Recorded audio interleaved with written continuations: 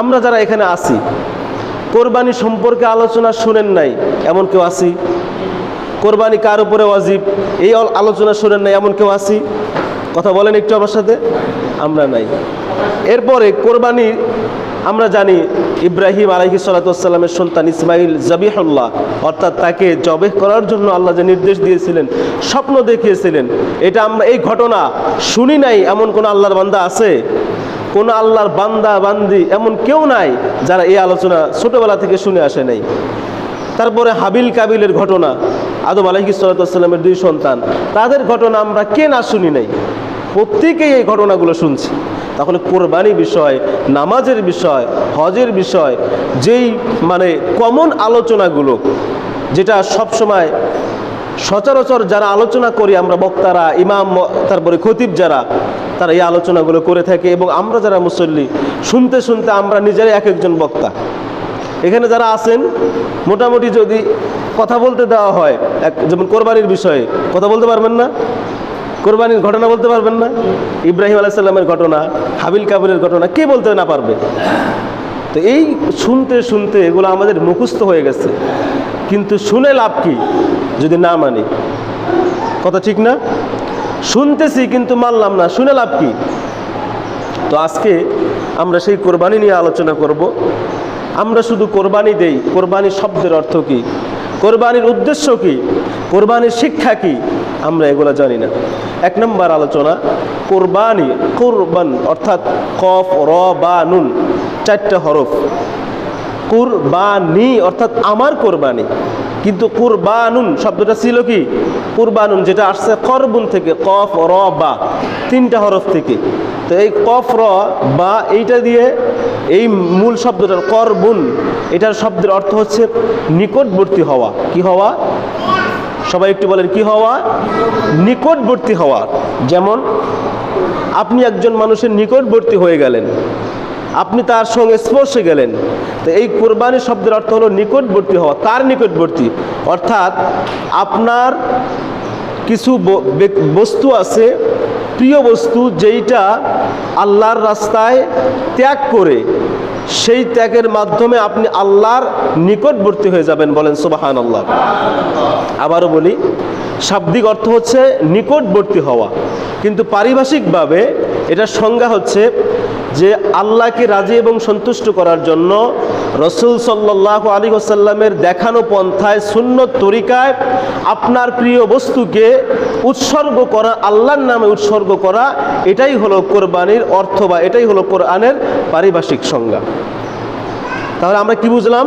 অর্থাৎ কোরবানির পারিভাষিক অর্থ বা সংজ্ঞা হচ্ছে আল্লাহকে রাজি সন্তুষ্ট করার জন্য আল্লাহ পাক রব্বুল আলামিনের, ওনাকে সন্তুষ্ট করার জন্য ওনার নামে রাসূল সাল্লাল্লাহু আলাইহি ওয়াসাল্লামের সুন্নত তরিকায়, ওনার সুন্নত পন্থায়, ওনার রাস্তায় যেই আপনার প্রিয় বস্তু আছে সেটাকে উৎসর্গ করে দেওয়া, ত্যাগ করে দেওয়া, এটাই হলো কোরবানির সংজ্ঞা। আশা করি বুঝতে পারছেন। বুঝেন না এই কথাটা? তাহলে কোরবান অর্থাৎ আপনারা এতটুকু মনে রাখবেন যে কোরবানি শব্দের অর্থ হলো কি নিকটবর্তী হওয়া। কার নিকটবর্তী? সবাই জোরে বলেন, কার নিকটবর্তী? আল্লাহর নিকটবর্তী হওয়া।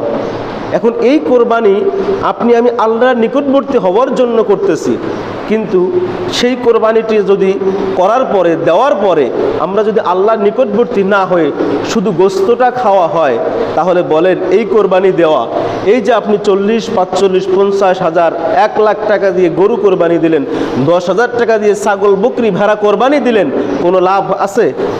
জোরে বলেন, কোনো লাভ আছে?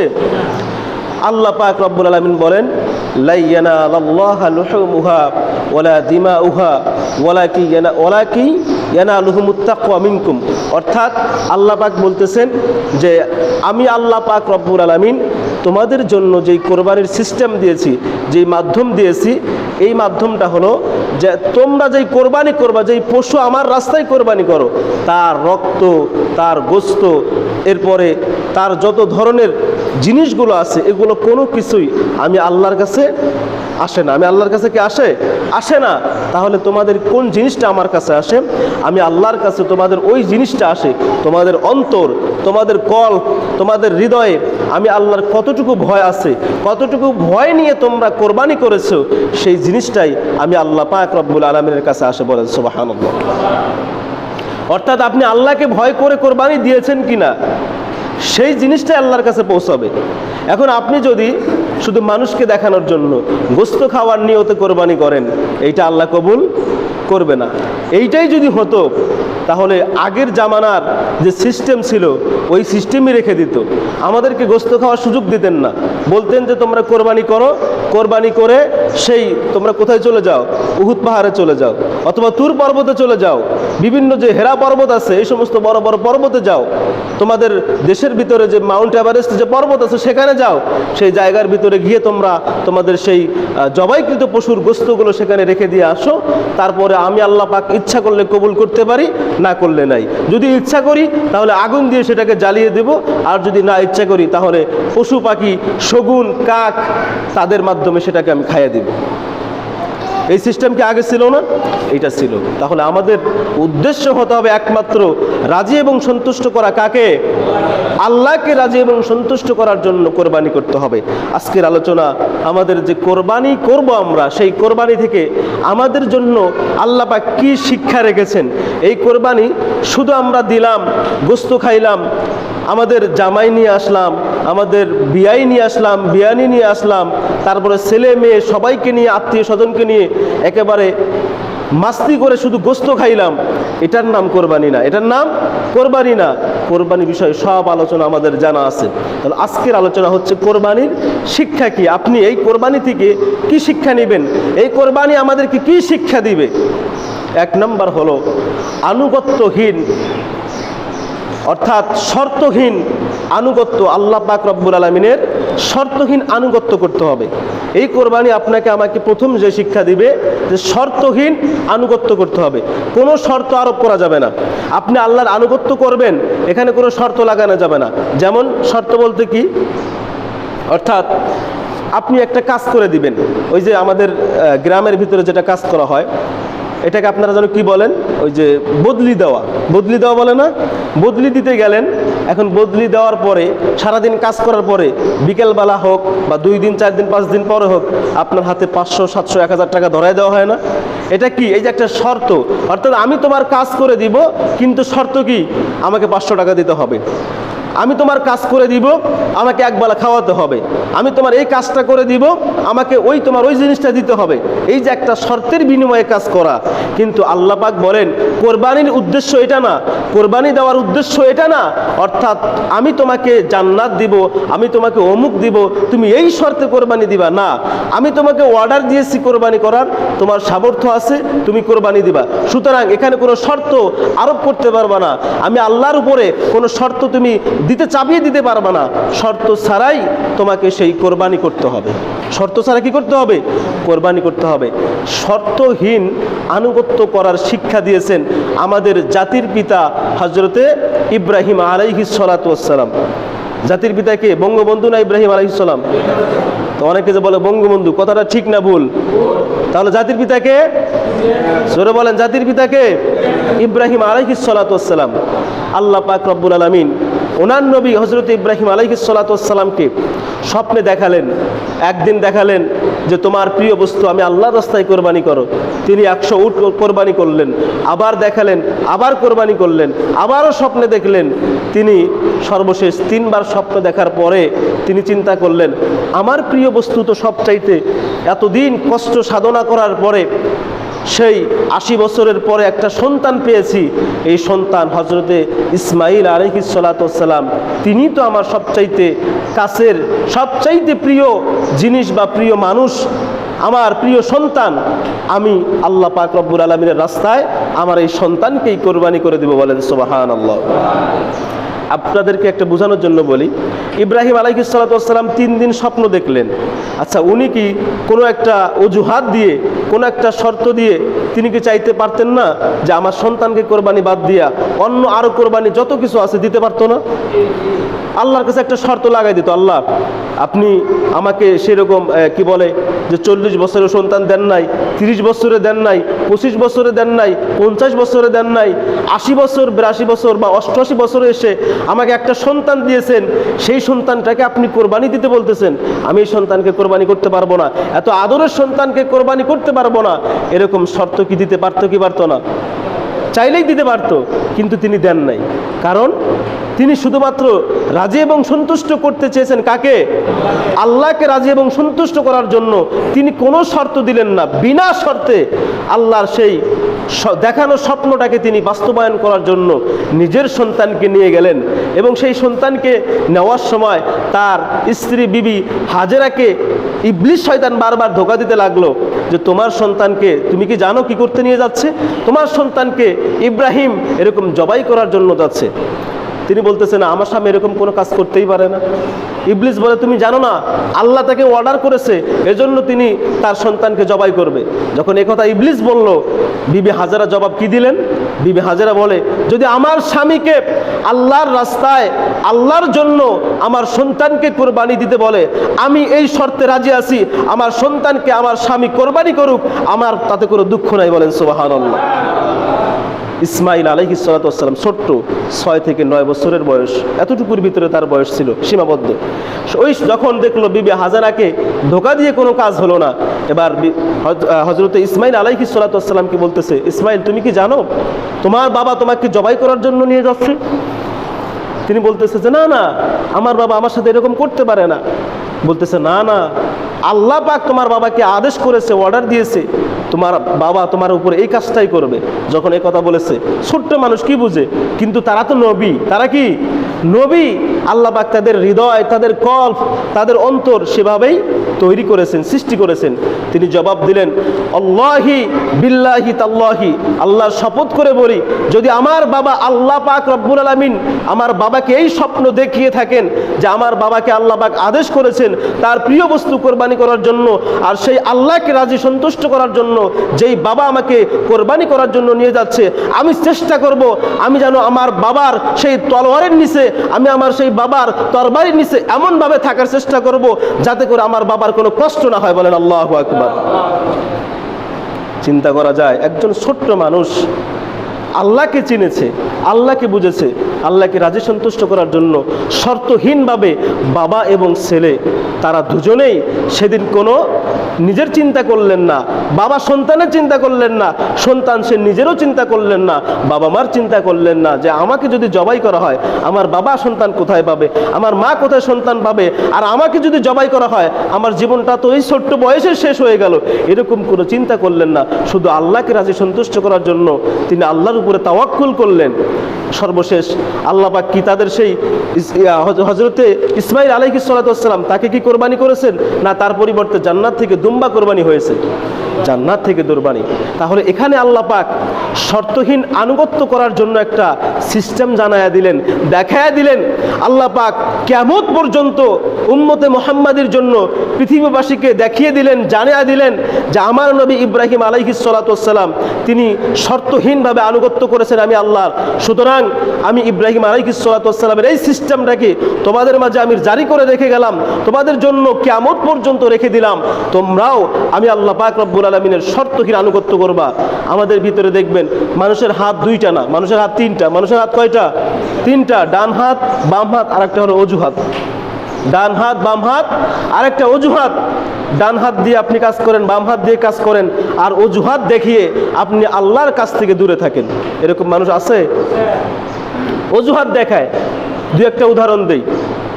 অনেক সময় অনেক মুসল্লির সাথে আমার দেখা হয়, দেখা হলে যদি বলা হয় চলেন নামাজে যাই, বলে কি হুজুর শরীরটা ভালো না, হুজুর লঙ্গিটা ভালো না, হুজুর আজকে গোসল করি নাই, এখন না পরে। আরে ভাই, এত অজুহাত দেওয়ার কোনো মানে আছে? কথা বলে না। আপনার 1 সেকেন্ড সময়ের কোনো ভরসা আছে? আপনি 1 সেকেন্ড সময় আপনি বলতে পারবেন যে আমি এই সামনের 1 সেকেন্ড বেঁচে থাকতে পারবো? তাহলে আপনি এই যে অজুহাত দেখালেন, আপনার লুঙ্গির সমস্যা, লুঙ্গিটা চেঞ্জ করেই তো আসা যাবে। আপনি যে সেই লুঙ্গিটা চেঞ্জ করতে যাবেন, আপনার শরীরের জামাটা চেঞ্জ করতে যাবেন, এই সময়টাও তো আপনি পাবেন না। এতটুকু সময় তো আল্লাহ আপনাকে দিবে না। দিবে কি? কথা বলে না, দিবে? তাহলে এত কিছু বুঝার পরেও কেন আমরা গুরুত্ব দেই না? এই অজুহাত দেখিয়ে আল্লাহ থেকে দূরে থাকা যাবে না। অথচ যেই সন্তানের জন্য আপনি আমি এত কঠোর পরিশ্রম করতেছি, এই যে কাজ করলেন এতদিন পর্যন্ত, এই যে 3 সপ্তাহ 4 সপ্তাহ কাজ করলেন, মাথার ঘাম পায়ে ফেলে, আমি তো নিজের চোখে দেখলাম আপনাদের অনেককে কাজ করতে, সারাটা দিন এই রোদের ভিতরে পুড়ে পুড়ে, পিঠ পুড়ে, চেহারা পুড়ে, শরীর পুড়ে পুড়ে, সন্তানের জন্যই তো নাকি? এই যে সংসারের পিছনে এত করতেছেন, কাদের জন্য? কথা বলে না, কথা বোঝা যায় না? আপনারা এত কষ্ট পরিশ্রম করতেছেন, যারা বিদেশের জমিনে আছে, চাকরি করতে গেছে, বিদেশে গেছে টাকা ইনকামের জন্য, বছরকে বছর থাকতেছে, 2 বছর 4 বছর, স্ত্রীর সাথে সাক্ষাৎ নাই, সন্তানের সাথে সাক্ষাৎ নাই, বাবা মার সাথে সাক্ষাৎ নাই। এই যে এত কষ্ট করতেছে, কাদের জন্য? কথা বলে না।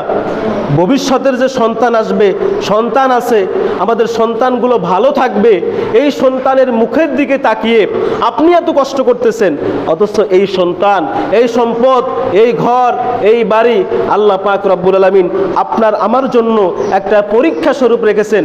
এই সন্তান, এই ঘর বাড়ি, এই সম্পদ আল্লাহ পাক রব্বুল আলামিন আমাদের জন্য ফিতনা করে রেখেছেন। অর্থাৎ এর মাধ্যমে আল্লাহ পাক রব্বুল আলামিন আমাদেরকে পরীক্ষা করেন। আল্লাহ পাক সূরা আনফালের 28 নম্বর আয়াতের ভিতরে বলেন, ওয়া'লামু আন্নামা আমওয়ালুকুম ওয়া আওলাদুকুম ফিতনা ওয়া আন্নাল্লাহা ইনদাহু আজরুন আযীম। আল্লাহ পাক রব্বুল আলামিন বলেন, হে দুনিয়ার মানুষ, তোমরা কি জানো তোমাদের ধন সম্পদ, সন্তান সন্ততি, আওলাদাকুম অর্থাৎ আমওয়ালাকুম ওয়া আওলাদাকুম, সম্পদ এবং সন্তান সন্ততি, ফিতনা তোমাদের জন্য একটা, আমি আল্লাহর পক্ষ থেকে পরীক্ষা স্বরূপ তোমাদের সন্তান দিয়েছি, এটাও তোমাদেরকে পরীক্ষা করার জন্য দিয়েছি। যাদেরকে সন্তান দেই না, এটাও তাদেরকে পরীক্ষা করার জন্য। দেখতে চাই যাদেরকে আমি সন্তান দেই না, ওই মানুষগুলো এই একটা অজুহাত প্রয়োগ করে আমার ইবাদত করে কিনা। অর্থাৎ যাদের সন্তান দেয় না, তারা চিন্তা করবে, আল্লাহকে এত ডাকলাম, এত বললাম, একটা ছেলেও দিল না, একটা মেয়েও দিল না, সুতরাং এই আল্লাহর ইবাদত করে লাভ কি? এরকম মানুষ আছে না? অনেকে এরকম চিন্তা করে যে এত ডাকছি, 20টা বছর আল্লাহকে ডাকছি, কিন্তু আল্লাহ আমাকে সন্তান দেয় নাই, এখন আল্লাহর ইবাদত বন্দেগী করে না, নাফরমানি করে। ইব্রাহিম আলাইহিস সালাতু ওয়াস সালামের সন্তান বলছি না, 80 থেকে 88 বছর বয়সে দিয়েছে, তিনি কি আল্লাহকে ভুলে গেছিল? কথা বলে না, ভুলে গেছে? যায় নাই। যাদের সম্পদ নাই চিন্তা করে, আমার তো কোনো সম্পদই নাই, আল্লাহ আমাকে সম্পদ দেয় নাই, সুতরাং আমি আল্লাহর ইবাদত করব না।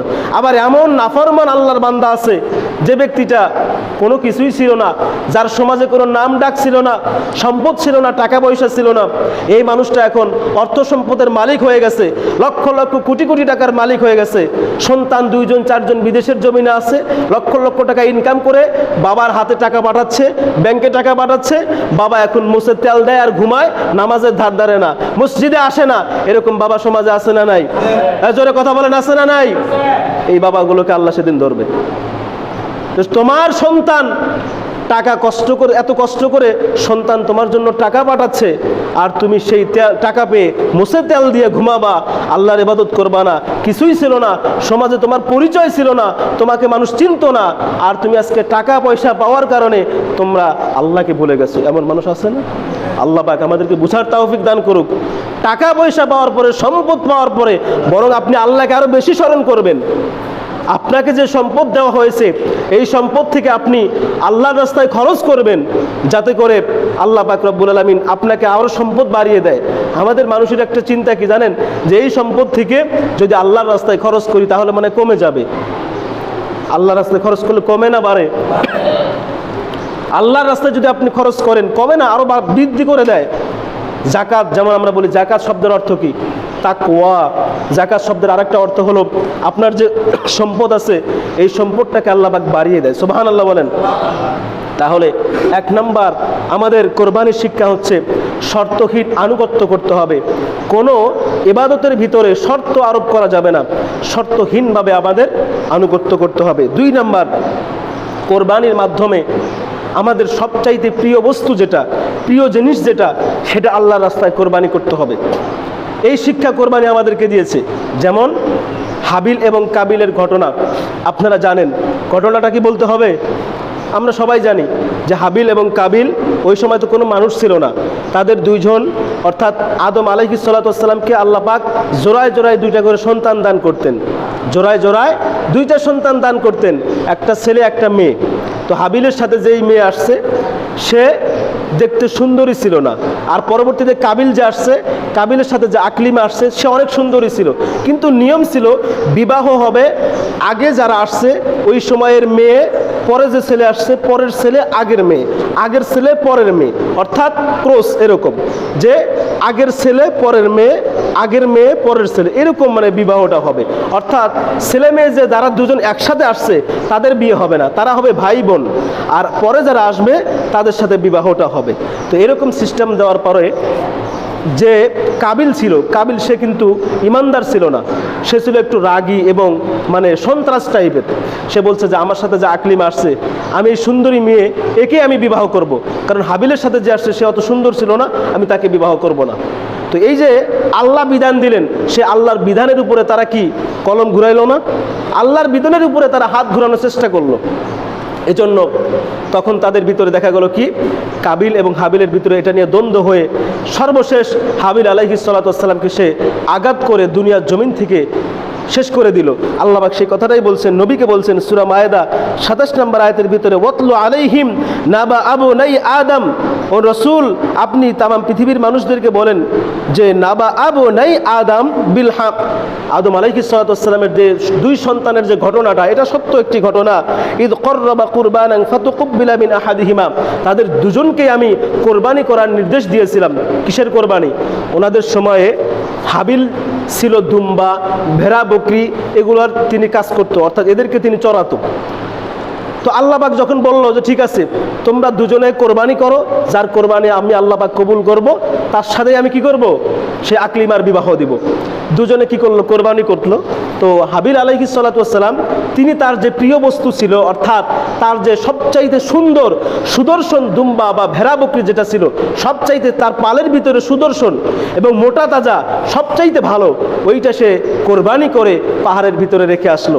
আর কাবিল সে কৃষিকাজ করতো, তার সেই কৃষিকাজ থেকে ভুট্টা, জব এরকম যে ছিল এগুলোর ভিতরে সবচাইতে নিকৃষ্ট, ওই যে আমরা কাজ করার পরে ওইটাকে কি বলে ঝাড়ু দেওয়া হয়, বা বাতাসে ঝাড়ার পরে যে আবর্জনা যেগুলো থাকে, কোনো রকম কিছু আবাদ থাকে, ওখানে কিছু থাকে, এই রকম নিকৃষ্ট যে জিনিসগুলো ছিল সেগুলো আল্লাহর রাস্তায় দিয়ে আসলো। সেগুলো কি করছে? আল্লাহর রাস্তায় দিয়ে আসছে। কিন্তু আল্লাহ পাক রব্বুল আলামিন কবুল করছেন কারটা? হাবিল আলাইহিস সালাতু ওয়াস সালাম। তাহলে এখান থেকে আমাদের ঘটনা বলা উদ্দেশ্য না, এখান থেকে আমাদের জানার উদ্দেশ্য হলো যে প্রিয় বস্তুটা আল্লাহর রাস্তায় কোরবানি করতে হবে। এখন বলেন আমাদের প্রিয় বস্তু কি? টাকা না? কথা বলে না। আমাদের প্রিয় বস্তু কি? টাকা, সম্পদ। কারণ কোরবানির সিস্টেম যেহেতু ইব্রাহিম আলাইহিস সালাতু ওয়াস সালামের মাধ্যমে এখন উট, দুম্বা, গরু, ছাগল, ভেড়া, বকরি এইটা সিস্টেম হয়ে গেছে, তাই এইটা তো ক্রয় করতে গেলে টাকা লাগে। আর আমরা টাকার পিছনে ছুটতে গিয়ে আল্লাহকে ভুলে গেছি। তার মানে বোঝা যায় কেমন যেন এই টাকা, এই সম্পদ সব চাইতে আমাদের প্রিয় বস্তু। সুতরাং আমাদেরকে এই প্রিয় বস্তুটাই আল্লাহর রাস্তায় কোরবানি করতে হবে। আমরা পারবো তো ইনশাআল্লাহ? যাদের উপরে আমরা